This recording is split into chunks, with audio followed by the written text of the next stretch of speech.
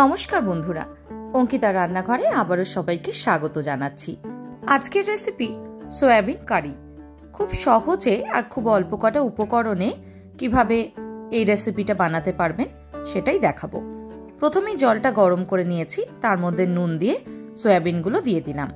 সয়াবিনগুলোকে বেশ কিছুক্ষণ ভালোভাবে কিন্তু ফুটিয়ে নেব।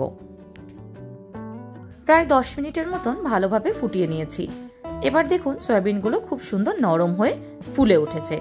এবার এটাকে বের করে একটা ছাঁকনির সাহায্যে ছেঁকে জল ঝরিয়ে রেখে দেব। অন্যদিকে একটা পাত্রে নিয়ে নিচ্ছি বেশ কিছুটা রসুন আর তারই সঙ্গে কাঁচা লঙ্কা। রসুন এখানে কিন্তু আমি পুরো একটা ব্যবহার করেছি। একই সঙ্গে দিয়ে দিচ্ছি 4টে মতন ছোট সাইজের পেঁয়াজ। খুব ভালো করে এবার একটা পেস্ট তৈরি করে রেখে দেব। অন্যদিকে এবার রান্নায় চলে যাই। প্রথমেই একটা কড়াইতে সর্ষের তেল গরম করে নিচ্ছি। আপনারা এই রেসিপিটা চাইলে কিন্তু অবশ্যই সাদা তেলও করতে পারেন। এবার ফোড়নে দিয়ে দিচ্ছি জিরে, তার সঙ্গে শুকনো লঙ্কা আর তেজপাতা। ফোড়নটাকে খুব ভালো করে ভেজে নেব যতক্ষণ না ফোড়নের থেকে সুন্দর গন্ধ বেরিয়ে আসে।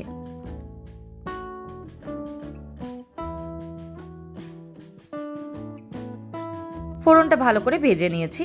এবার দিয়ে দিচ্ছি আগের থেকে বানিয়ে রাখা রসুন, কাঁচা লঙ্কা আর তারই সঙ্গে পেঁয়াজের পেস্টটা।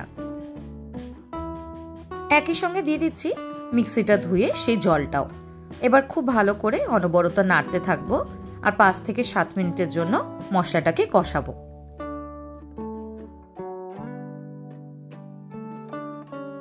মশলার কাঁচা গন্ধটা যাওয়া অবধি ভালো করে কষাবো।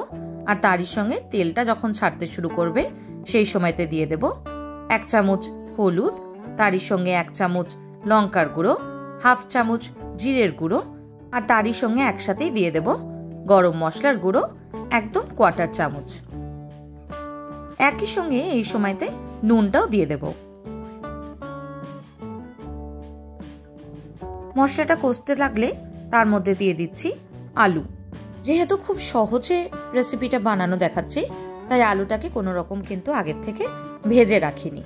আলুটা আপনারা চাইলে কিন্তু অবশ্যই ভেজে নিতে পারেন, কিন্তু সহজে হয়ে যাওয়ার জন্য এইভাবে করলেও কিন্তু টেস্টের কোনো ফারাক হয় না। এবার ঢাকা দিয়ে আলুটাকে কিছুক্ষণ সেদ্ধ হতে দেব। 10 মিনিট পর ঢাকাটাকে খুলে দিচ্ছি। দেখুন অনেকটাই পরিমাণে তেল বেরোতে শুরু করেছে। এই সময়তে দিয়ে দিলাম 1 কাপ পরিমাণে গরম জল। জল কিন্তু সবসময় গরম ব্যবহার করার চেষ্টা করবেন। আবারও খুব ভালো করে মশলাটাকে কষাতে থাকবো। ভালো করে নেড়ে নিয়ে আবারও ঢাকা দিয়ে দিচ্ছি 5 মিনিটের জন্য। 5 মিনিট পর ঢাকাটাকে আবার খুলে দেব।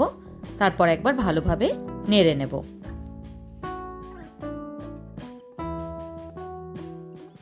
এই সময়তে দিয়ে দিচ্ছি আগের থেকে সেদ্ধ করে নেওয়া সয়াবিনগুলো। পুরো সয়াবিনটা খুব ভালো করে কিন্তু জল থেকে ছেঁকে নিয়ে ভালো করে নিংড়ে নিতে হবে। যত ভালো করে সয়াবিনটা চিপে জলটা বার করে দেওয়া হবে, ঝোলে দেওয়ার সাথে কিন্তু খুব সুন্দর জলটা সোক করে আর সয়াবিনটা খুব নরম হয়। এবার ঢাকা দিয়ে 10 মিনিটের জন্য হতে দেব। 10 মিনিট পর ঢাকাটাকে খুলে দেব। তারপর আরেকবার ভালো করে নেড়ে নেব। এই সময়তেই দিয়ে দিচ্ছি জল। জল কিন্তু অল্প অল্প করে এইভাবে ব্যবহার করবেন। পুরো জলটা একসাথে কোনো সময় ব্যবহার করবেন না।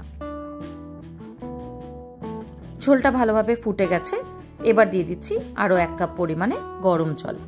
গরম জলটা দিয়ে ভালো করে আরেকবার নেড়ে নেব। তারপর হতে দেব।